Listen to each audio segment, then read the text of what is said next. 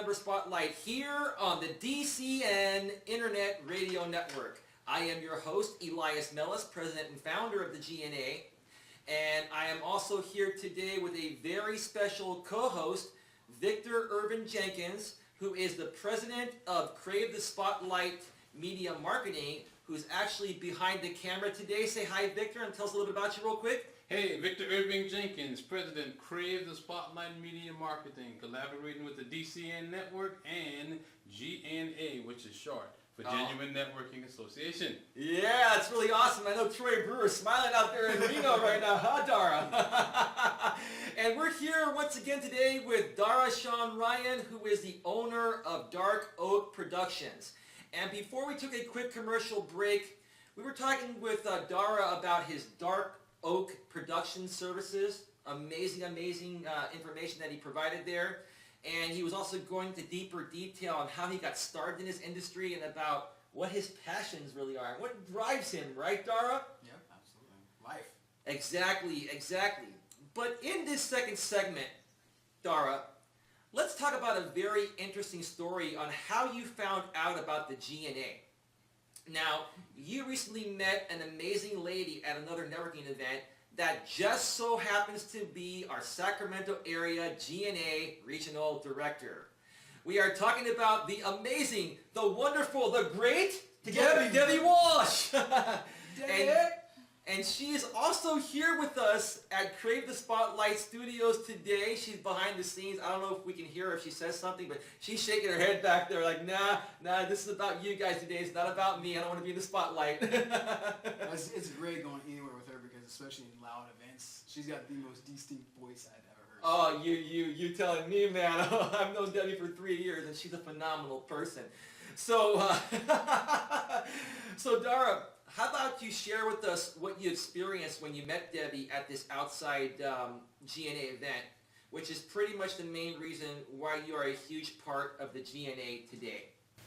Yeah, so there's this other networking referral group, meetup group that I found. It was actually through some common friends or mutual friends on Facebook.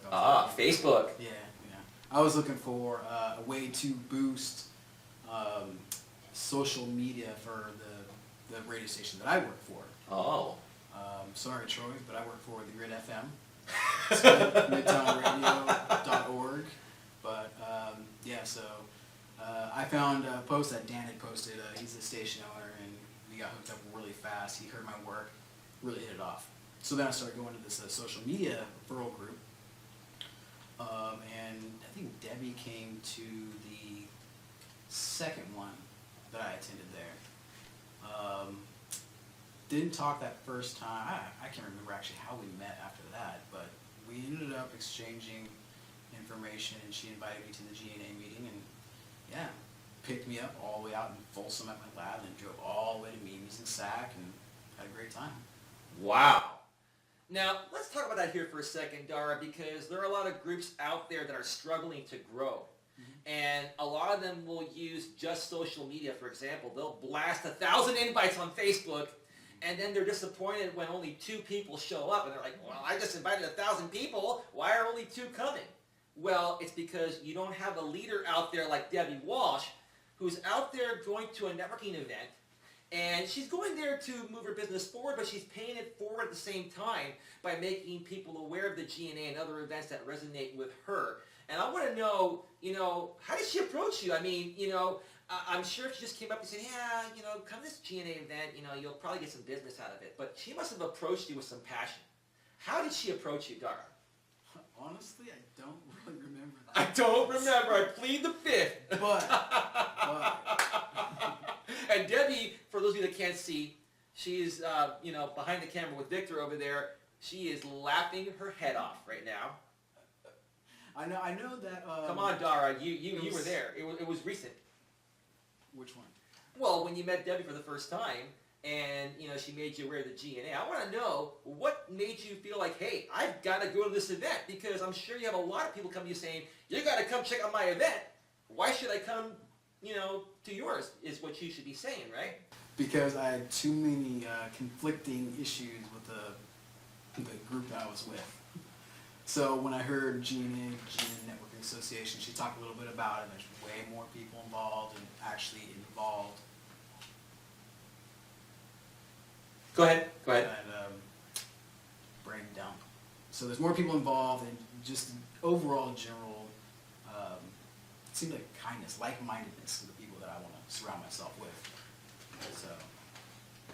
Absolutely, absolutely. So, basically, I know how Debbie works. She goes out there and she said, hey, you know what? If you want to move your business forward, I'm a leader with this amazing organization where we truly help people move their business forward, and we care more about them than just the money. We're big pay-it-forward people, and that's how it works. So, to move forward with the story is what I'm trying to say is that Debbie then actually called me and said, you got to connect with this Darragh guy. You got to connect with this Darragh guy. And I'll go live here on the air on Crave the Spotlight TV and DCN Internet Radio and say that when Debbie calls me and says, you got to do something, I drop everything and listen because I know Debbie's not going to waste my time and she won't waste her time. Talk to us about that. I mean, Debbie, really means what she says, and she's very passionate, truly passionate about what she does. So when she says something, you listen, and that's what made us connect, right? Oh yeah, and absolutely. Right off the bat, the first week being with GNA, 100 plus likes on my page, on my Facebook page. The Wow. other group that I belong to, 8, and that was just within the group itself. So Wow. It was more localized. It was obviously not a group for me, but the GNA, yeah. It was amazing. She said, oh, I can connect you with this person, and friend request comes the next day. And we started talking. So yeah, I've had several one-on-ones with people that I've met through Debbie. Wow, that sounds absolutely amazing there. Absolutely amazing, Darragh. And we've got about another 5 minutes here before we need to take another commercial break. So let's talk more about finding the right people to work with in being a self-employed entrepreneur. Please share with us some of the experiences you have encountered that have been great and some that unfortunately didn't pan out. Now, Darragh, before you give us your experiences here, from my personal experience, sometimes you have to go through a ton of rough patches in order to find the right fit that works for you. Please share your experiences with us on this aspect. I know we've talked a little bit about this, but I'd like to get on the air. So would Victor, right? Right, Victor over Jenkins? Why, yes, of course that's right. Go ahead, Darragh. So, I guess in my particular field, I'm more of a nomad, I think. I can work with anybody as long as someone can work with me. I've definitely been burned quite a few times. Nice. Well, not nice, but I'm saying nice so you can work with people, but not nice that they burn you. Yeah, so I learned really quick after the first time it happened to basically put a digital signature behind some of my products that I offer as samples. So they can't just take it and use it otherwise without getting reimbursed for it or compensated somehow. I'm perfectly okay with barter. The last year I've been doing bartering. Every piece of equipment that you see in my lab has been all through barter except for my computers. Wow. Yeah. So these amazing microphones we have here on the set today, let's just talk about it here for a second before I forget about that. Yeah. This amazing setup here, these wonderful microphones and this soundboard here, is what, Dark Oak Productions does. And it's portable. You can actually take it anywhere, right? Oh, yeah. Yeah.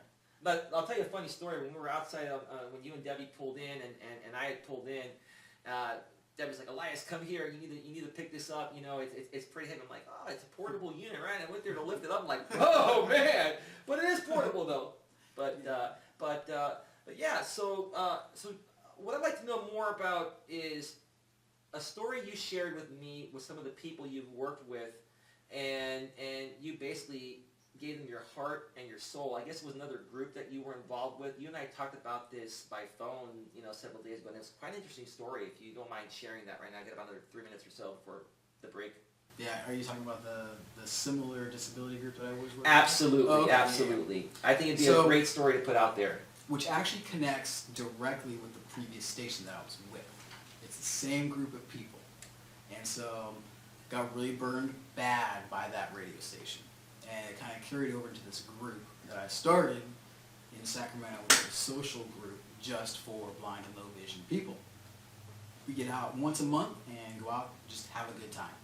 find areas that are nice and accessible to people with blindness and low vision impairments, and like descriptive movies or bowling, concerts in the park, whatever we can find to go do and just have fun. At the same time, educate people. Like, hey, yeah, we're blind, but we can still get out. So the most recent thing we did that I attended was the St. Patty's Day parade, of course. Wow. So that was a blast. Sounds like fun. Yeah. And unfortunately, what's happening is kind of the same thing that happened with the radio station is I'm getting worked out. Just like, time to go aside. So all my focus has gone to my radio stuff now, audio production. So maybe it's kind of meant to be in that sense. Absolutely, Darragh here. And before we take a break here in about a minute and a half, and you know, we talked about this on the phone the other day. You know, I'm not sitting here trying to say that I give special treatment to people with disabilities, but they are a little bit more near and dear to my heart because, you know, I feel they're not as fortunate as I have been, and it kind of touches me in a very good way. When I hear of a group of other people that have a disability, what I'm trying to say, are taking advantage of another person that has a disability, it just really puts me in a sour mood, because I think they should appreciate that they have an amazing person like you that can help them in the way that you have. So, you know, if I can apologize, you know, on behalf of them, I'm going to definitely go out here on the air and say that here today. Any final thoughts, Darragh, in about 30 seconds or so before we take a break? Just going along those lines, it's not necessarily that they have offended me or any kind of that. It's just, I just do what I do, and if you need something, I probably have a way to get it, or knowledge. It's just basically knowledge. We're all just here to share knowledge, especially the experiences. That's what life is about, those experiences and the knowledge you carry with you. And you know, it's funny, Darragh, when you go out there and make a statement like that, that's when people are going to come out and try to take advantage of us, but at least you have a better way of handling it now, and you can get it out there in a confident way. But fantastic, amazing second segment there, Darragh, but we do need to step away now for another short commercial break. When we return, more with Darragh Sean Ryan, owner of Dark Oak Productions. You're listening to GNA DCN Member Spotlight on the DCN Internet Radio Network.